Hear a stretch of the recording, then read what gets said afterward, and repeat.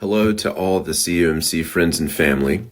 As Pastor Mitch mentioned, I work for a company that represents a multitude of winemakers and wine growers across the world.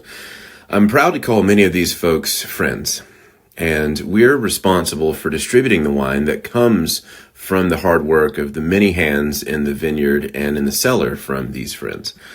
Most of the winemakers I represent think of themselves as farmers first.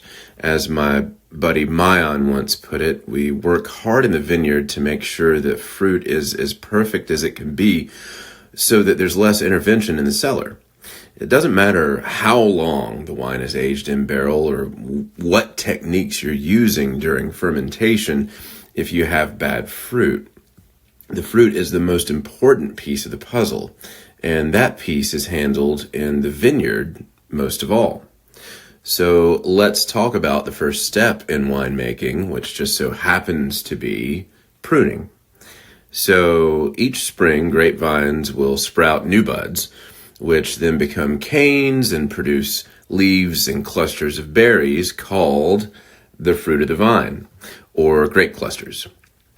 The fruit is considered higher quality if it grows from new wood versus the old wood from the prior year. Pruning is the process of removing old or dead wood from the woody trunk and arms of the grapevine and leaving just enough buds on the existing cane from which to sprout new leaves, generating new canes, which will produce 2 to 3 clusters of fruit each. I know that's a lot.